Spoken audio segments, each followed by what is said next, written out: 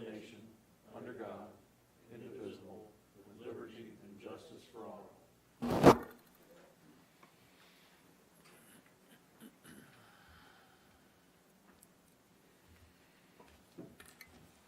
Item is approval of the agenda. It's a fairly short agenda. Move for approval. I second. All in favor, say aye. Aye. Item is the mayor's report. I actually have nothing to report tonight. Anybody else have anything you want to talk about? If not, we'll move to the citizens forum. Do we have anybody? No, sir, they're for an actual agenda item. Okay. Next item then is approval of minutes for January the 8th. I second. Favor say aye. Aye. Now we move to ordinances. These are all second reading, I think. And we've seen them before and passed them before. First one is ordinance 14-21, an ordinance to amend the text of the Farragut zoning ordinance 86-16 as amended pursuant to authority granted by section 13-4-201 Tennessee Code annotated and by amending chapter 3 specific district regulations section 12 general commercial district by C1 by adding new requirements related to the mixed-use town center district as outlined in the Farragut Comprehensive Land Use Plan. Okay. Mouthful. Well, we did talk about this in the other ordinances, of course, last time. This particular ordinance, and I won't go through all the details, but basically what it does is provides for a plan of development for new and redevelopment for C1 properties that are within the area that was identified as the mixed-use town center on our comprehensive plan. Provides for a built environment that would be consistent over time with the appearance and function of a downtown. This is one of the ordinances that helps us to advance Strategy 1 in the comprehensive plan, which was bringing about a downtown. Since the first reading, there has been one very minor correction that was made to this particular ordinance, and it was brought to my attention by one of the aldermen, and I appreciate him catching this, but it's in section F10, with this section dealing with parking spaces provided, and I just failed to include the parking requirements for four-story buildings, and it basically is the same as the third story, and that's one parking space per 750 square feet of gross floor area for the third and fourth floors. The reason that was the fourth floor wasn't in there initially is when we initially created this draft, we only were going to 3 stories, and so the parking reflected that, and then when we changed that to 4 stories, we failed to go back and make that update in the parking requirements. So this particular ordinance was approved unanimously by the Planning Commission in November and approved unanimously on first reading. And the staff does recommend approval of ordinance 14-21 on second reading. I have met with, and I do know that there's some folks here that would like to bring up one particular component of this ordinance, and I guess if they want to come forward and talk about this particular aspect of ordinance 14-21, I'll turn it over to them. All right. Oh, the first one, I'm sorry, is Clint Wolford. And we'll ask you to give us your name and address and speak there at the podium. Okay. Thank you all for allowing me to speak to you tonight about this. My name's Clint Wolford. I'm with a company, Wolford Development, out of Chattanooga. Apologize that we're a little bit late to the game in part of this discussion. We recently took under contract 103 Campbell Station, actually right before the first of the year. And we've kind of gotten into this and learning what is going on with the new ordinances that you all have passed relative to the MUTC. As you can see up above you, this is kind of a site plan that we've come up with for the property. Primarily, what I want to talk with you about that's of large significance to us relative to this development is that there is a user that's on the corner there of Kingston Pike and Campbell Station that requires a drive-through. And after meeting with Mark last week, architects and myself have done everything we can to try to come up with a plan that tries to accommodate everything that you all have asked for in the MUTC 14-21 ordinance, with the exception of this drive-through aspect. We're doing as much as we can at this juncture to try to screen that drive-through, to try to make it as if it doesn't exist, which is a difficult task. But really what I wanted to do tonight is just bring up our development to you all, because you all don't know anything about it. It's not a fast food operation. It's a high-end use that I think would be very well justified in a mixed town use development type situation, in this case in the middle of y'all's downtown area, Farragut. So I don't really have anything else that I'd like to bring up other than I'd like to try to discuss that with you all in the drive-through, and if there is anything that we can do to request a variance, how we need to move forward from here, if at all. Without that drive-through, that tenant will not come. That deal will be dead for me, essentially at that juncture. There's no, I won't be able to move forward without those guys. They are an essential piece to making that development work.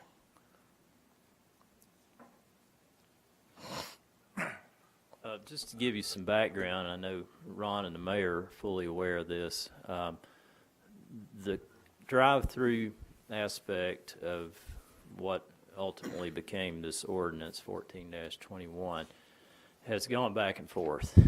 We've talked about it probably more than any component of these of this ordinance, and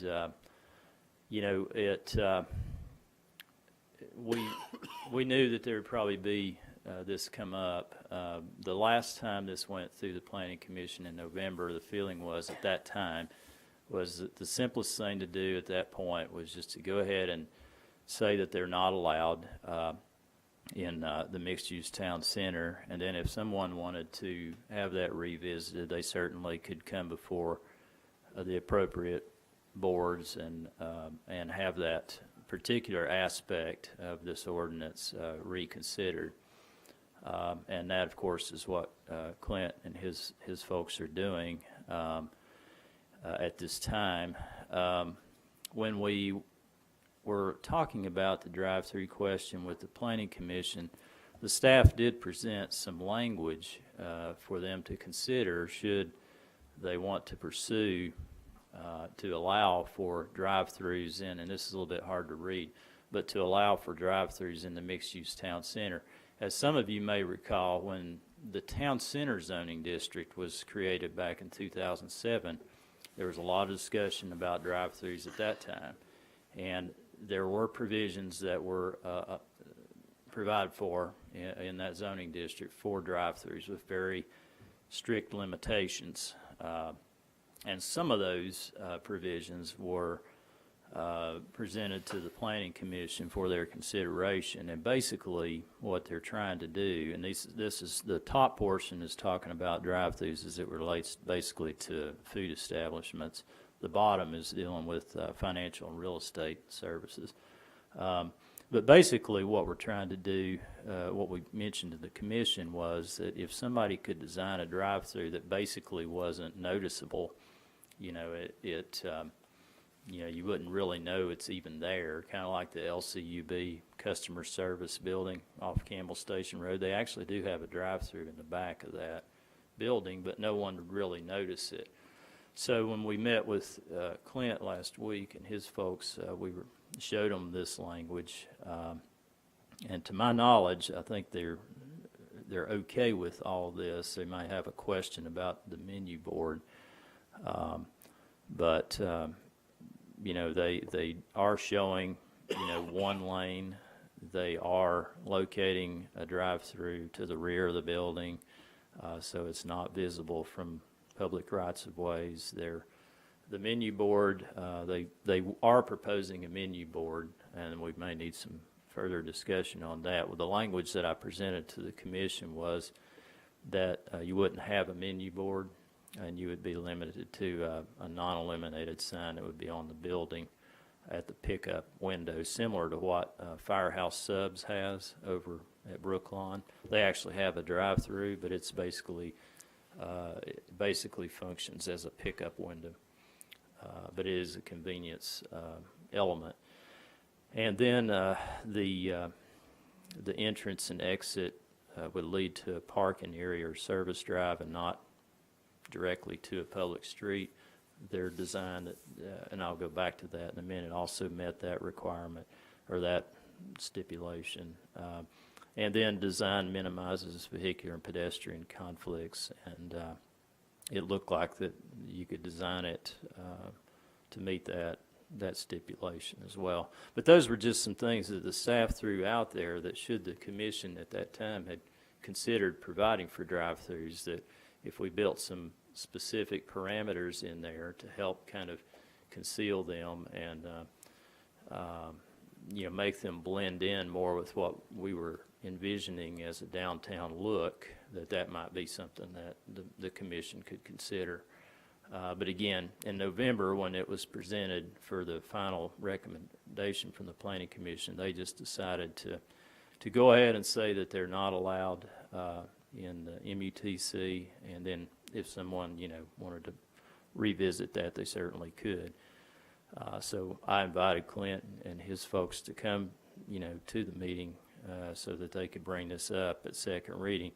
The staff would still strongly recommend, to go ahead and approve this ordinance on second reading. And should you want to have the drive-through question revisited, we can certainly take that back to the Planning Commission and work with these guys on trying to, foster that through the right process. But we do think it's very important to go ahead and try to, approve these ordinances tonight to help us move further along in implementing that key strategy in our comprehensive plan.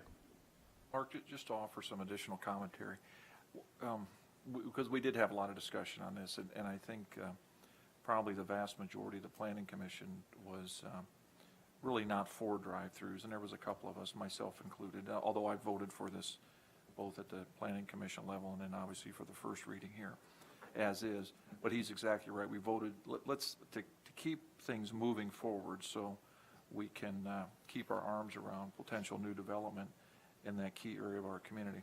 One of the things, Mark, I mentioned back in November, if we were to allow drive-throughs, was, and I don't remember what the exact terminology was, but it had to do with the size of the roads. I don't remember what the titles are. We got like major arterials, and I said maybe what we could do to, if we crack this door open a little bit for drive-throughs, was to say that the property had to be located on these more heavily traveled roadways. Because we do have, the reality of it is South Campbell Station Road and Kingston Pike aren't going to change. They are what they are. And irregardless of what we're trying to do with a downtown feel, these things are already there, and the busyness of that part of our community is going to maintain that. So we thought perhaps if we did relax it, we could relax it in addition to what Mark has stated specific to the site, but we could also limit it to certain parts within this future development of our community. So if we were to go this route, which I would say I would personally support going this route, I would like to see us have that other criteria in there, that it be on properties that abut the, whatever the proper Major name arterial. is. Yeah. Okay. Yeah. I think that's a good point. Is there a way to craft some language for a an amendment to the ordinance that would pretty much limit the kind of business or whatever that you would have in this situation, so that it begins to apply only to very narrow circumstances. I would argue that the parameters that I showed there on the screen would probably, and some of these realtor guys could probably correct me if I'm wrong, but that's probably going to get rid of most drive-through establishments.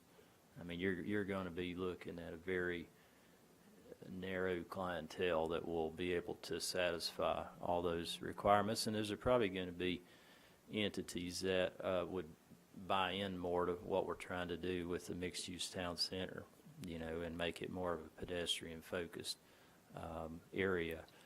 So I would say that language may be coupled with what Ron's suggesting with the property fronting on a major arterial, for example, would really kind of, I think it would really narrow down, you know, the candidate list that may want to pursue a drive-through in this area. I mean, the staff has always been consistent. We don't really think philosophically that a drive-through is consistent with the mixed-use town center, but certainly, you know, we wanted to present, you know, the decision makers with some good information should they decide to, you know, do something about having a drive-through, that here's some, you know, limitations, parameters that you could build into the ordinance that would, you know, really make it, you know, a very, you know, it wouldn't be a very noticeable element of the site. Well, I suggest we leave that up to you to come back with some language that we might consider as an amendment, and go ahead and approve this one tonight on second reading. Will that work? We can take that to the planning commission this month, well, at their meeting in February, so we'll be happy to do that and try to, I think it was helpful for the, you know, to get, these guys wanted to know kind of what your all's feelings were on it as well, because ultimately it would have to come back to you anyway. Yeah. So that's why, another reason why I asked them to come here is just kind of get a feel and a sense for, you know, how you felt about drive-throughs being a component of this particular area. Yeah, we do have two more speakers. Yeah, Parker, Bartholomew. I think they're probably going to be speaking about the same thing, but. Yeah, Parker Bartholomew with Hatcher Hill Properties, and just to, I guess, reiterate, and I'll be really quick, we've looked at this a couple times. I think I was there at the November meeting when there was a lot of discussion about this. The site across the street that we were looking at is no longer an option, viable option for us, and so we actually have a tenant that would love to go in this new development. We submitted an LOI to Clint, and it's our understanding that, you know, the whole project won't work without the drive-through, and so we just, you know, we really ask that you guys take a look at this and at least, you know, if it's the arterial or major arterial amendment, I think the illuminated menu board would be a challenge too. That particular item, I think of the five that Mark has mentioned, but this deal I don't think can work without one, and I've got a tenant that will take 4,500 to 5,000 square feet, a medical user that wants to be there. So just like when we were across the street, any feedback that can be provided, because it's, you know, all the due diligence and the drawings and all that stuff that goes into this is very expensive and very time consuming, and it's that one piece, the drive-through or no drive-through, and if it is allowed, what are the parameters, it can either kill the deal or allow it to go forward. and I don't want to oversimplify it because it's not our development, but just speaking from what we had to experience across the street and what we had to do to go through that, and the costs that are associated with that, that one item can either, end the conversation or continue it. So any feedback that, we can have, because we're going to be, we do a lot of stuff in Farragut, and Turkey Creek is full, and so this area is the next natural area for growth. And we do a lot of stuff downtown too, and I think that the MUTC is a viable component to Farragut, but there's a little bit of clarification that I think would help us as developers as we move forward when we're trying to get specific tenants. So that's pretty much it. Thanks. And the last speaker that signed up was Ian Moffat.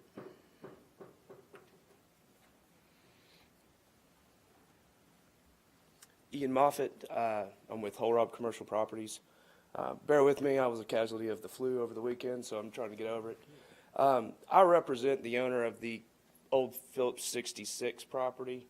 And I think ultimately what you're looking at is, I think it's these two main properties that we're looking maybe, and I'm not sure, Mark, you may know differently, but these are really the two main ones that are really affected by this most, and really could use that drive-through aspect just because it's on the outside of the new zoning. They're both on the main roads, and I think the developments that can be done on these two properties can be done very tastefully, could be asset to Farragut, and I think it could accomplish what some of the developers need to accomplish as well. I think there's a happy medium there, and ultimately, if something goes on great here, wonderful. But obviously, I'm trying to help out my owner as well, and I think that having a drive-through would greatly help my position into disposing of the property for my owner. So. Thanks.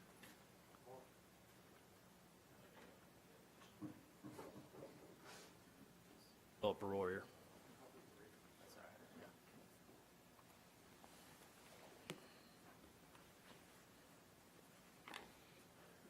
Good evening, everyone.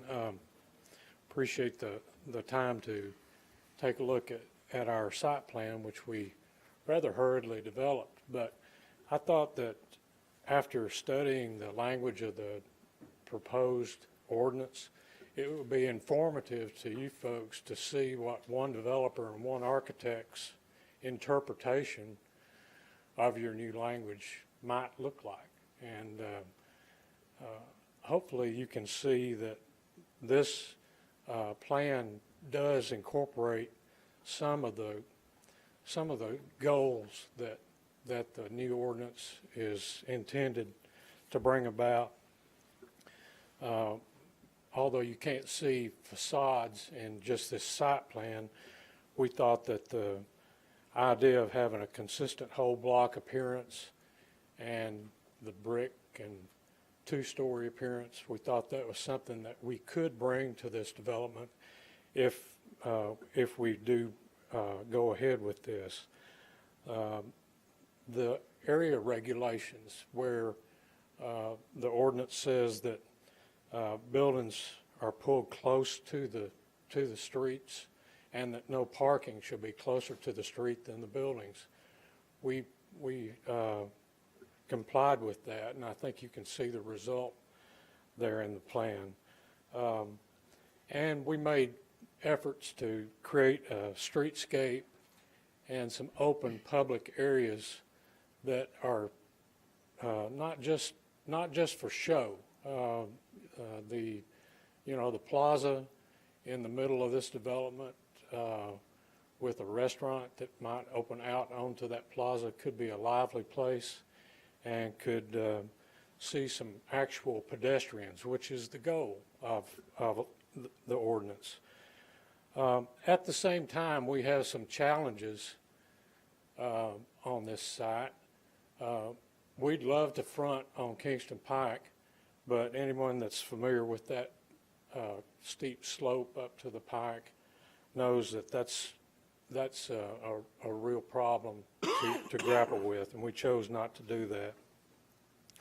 Of course, we're on two busy arteries, and we don't have access to either one of those directly.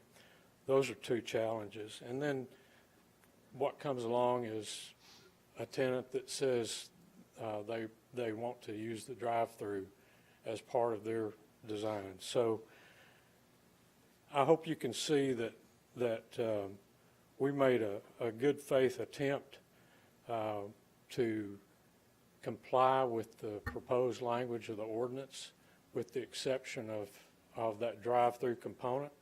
And you can imagine what this development might look like on that corner. Thank you. Thank you. My personal comments, first I want to thank everybody for coming and speaking tonight. You know, the Planning Commission, and I have the good fortune to sit on there, they did a great job with this. And I think what you brought forth is thoughts and ideas are critical. I have no problem supporting this change, and I think Mark and team can bring some ideas to the Planning Commission. The reality of it is this is wherever, you know, we're trying to create a downtown, this is the heart of it right here. And any redevelopment we can get done there is going to be the spark for everything else around it. And, you know, seeing, I know this is just very much an idea at this point, but then the other members of this board, with the exception of the mayor, didn't get to see the idea that was potentially could happen, a kitty corner across the road, and that also would look really sharp. And there was a rough design of potential drive-through there. I think we can design something where drive-throughs will not reduce the quality of what we want to have in the downtown of our community. So just thank you for coming and sharing your ideas. Appreciate it. I've got a question for Mark and for Ron. What is the main objection to drive-throughs? Why are we opposed to them in the first place? Well, you know, the mixed-use town center, if you look at other mixed-use town centers, you know, and the language in the comprehensive plan, the ultimate goal is that they're a pedestrian-oriented type of plan of development. And drive-throughs by their nature are kind of a vehicular-intensive kind of element. So, you know, oftentimes, and a lot of communities are like this, they don't allow their drive-throughs in their downtown areas because they want to encourage a built environment that would be inviting to a pedestrian, and that would encourage more pedestrian travel and not encourage, you know, more vehicular travel. So,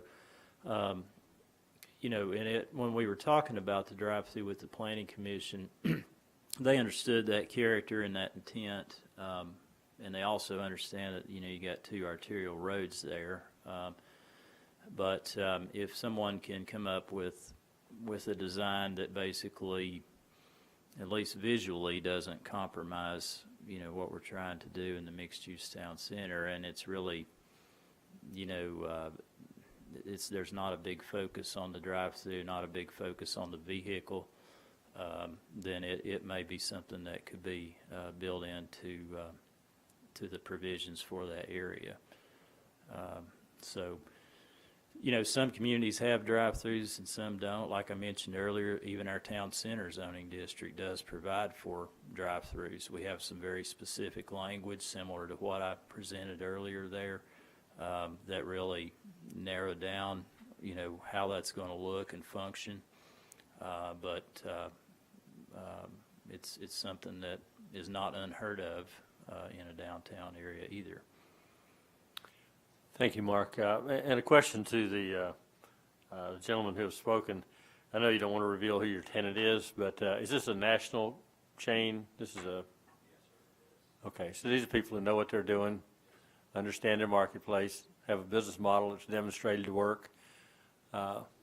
Okay.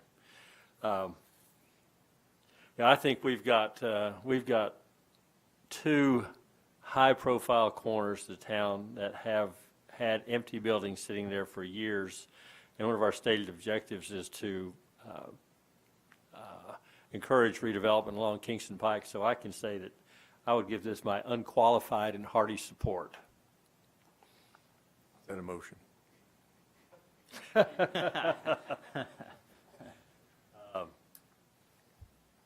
Well, I don't know if there's an ordinance on the table for a motion, but Well, I think the main goal tonight is, if the board's comfortable, go ahead and approving the ordinance as is written tonight. We think we have pretty good feedback from everyone that we can take this back to the planning commission, hopefully at the February planning commission meeting. Yes. Have some discussions about the language of the drive-through and try to get that back to the board as quickly as we can so that they can have an answer as quickly as they can on how to proceed forward on their development. Okay. I'll make a motion that we approve on second reading ordinance 14-21 with the directive to staff that we pursue through planning commission a drive-through and an amendment to this ordinance that will allow for drive-throughs. I'll second. All in favor, say aye. Aye. Next item then is ordinance 14-23, an ordinance to amend the text of the Farragut zoning ordinance, ordinance 86-16, as amended pursuant to authority granted by section 13-4-201 Tennessee Code annotated by amending chapter 3 specific district regulations, section, what is it, 27, Town Center District,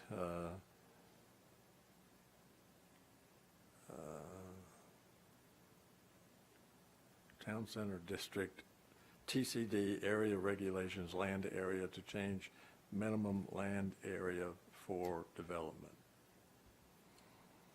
Well, again, this one, it basically just eliminates the 15-acre minimum lot size that's currently in the town center zoning district, and it allows more opportunities to utilize that zoning district for a wider variety of parcel sizes should someone want to rezone property to that. So, and that, of course, helps us to implement the comprehensive plan because it does give more flexibility and opportunity to utilize the town center zoning district.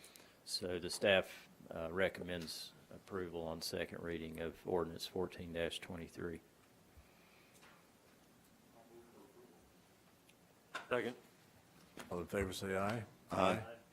Mayor, we did accidentally skip over ordinance 14-22. If we can go back to that before we move on to ordinance 14-24. All right, go back to that then. An ordinance to adopt the area and text identified as mixed-use town center as shown on the future land use map in the Farragut Comprehensive Land Use Plan. Okay, this ordinance basically adopts the mixed-use town center text and map that's in the comprehensive plan. It helps tie the language that is associated with some of the other ordinances that are before you tonight to an adopted text and an adopted map. It's very important legally that be done so that what you're referencing in the zoning ordinance is actually tied to an adopted map and text. So, and this also helps to ensure that land use decisions that involve the mixed-use town center will be consistent with the comprehensive plan, unless the plan were changed, in some regard. So, the staff recommends approval of ordinance 14-22 on second reading. Second. All in favor, say aye. Aye. The next one then is ordinance 14-24 on first reading to amend the text of the Farragut zoning ordinance, chapter 3, section 23, telecommunication tower overlay zone T, C1, to limit the overlay in the mixed-use town center area as outlined in the comprehensive land use plan. Then this one is on second reading, and basically what this ordinance does is doesn't permit someone to rezone to the tower overlay for those parcels that are shown to be in the mixed-use town center in the comprehensive plan. And this, of course, helps us to implement that strategy one by ensuring that we have a built environment that's consistent visually and functionally with a downtown. So The staff recommends on second reading approval of ordinance 14-24. Second. All in favor, say aye. Aye. And the last ordinance is 14-25 on first reading to amend the text of the Farragut zoning ordinance, Chapter 3, Section 20, whatever that is, 6, Planned Commercial Development District, PCD, as it relates to the mixed-use town center area outlined in the comprehensive land use plan. Okay, this one's on second reading too. Sorry for the typos there. And I'm just basically, reading it. yeah, you read it correctly. Yeah, sorry about that.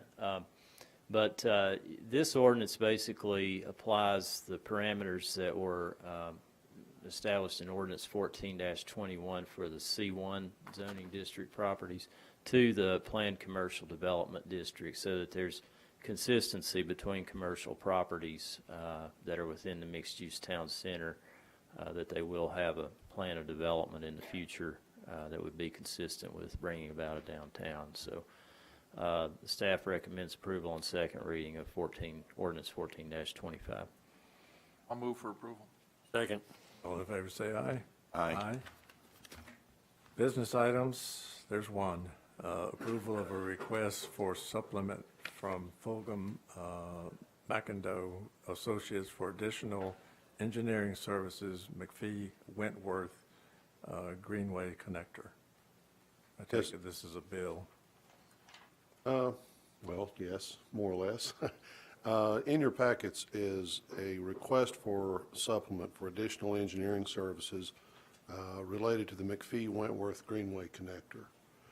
Now, you'll recall back in February 2011, approving a contract with Fulghum Mccindoe Associates for design of the Greenway and bridge that was completed this past summer over at the back of Wentworth subdivision.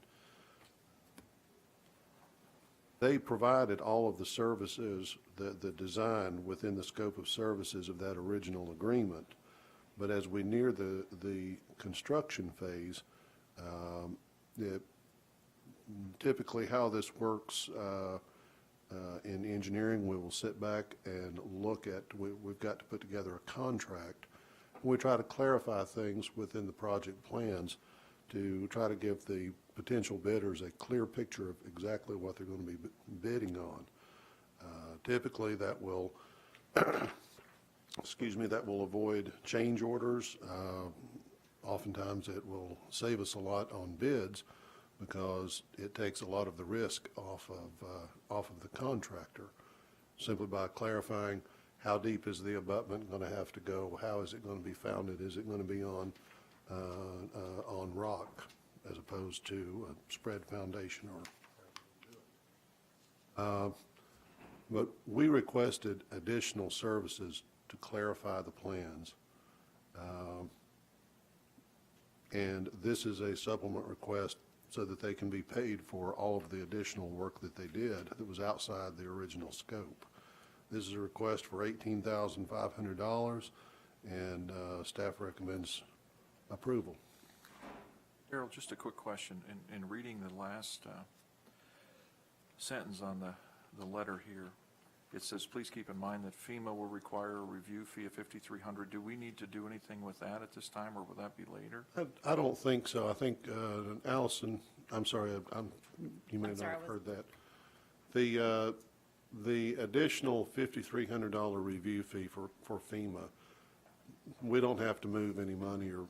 No, all the funds that'll be for this additional work is actually in our Greenways line item where this project is held right now. So we have $100,000 in that line item for greenways and sidewalks, additional things like that. So there's no money that needs to be moved. I'll move for approval. I'll second it. All in favor, say aye. Aye. Aye. And we just put this photograph here for the overhead, just because it's January and we need a picture like that this time of year. All right, town administrators report. Nothing to report tonight, Mayor. And the attorney has nothing to report because he's not here. Thankfully. We are adjourned.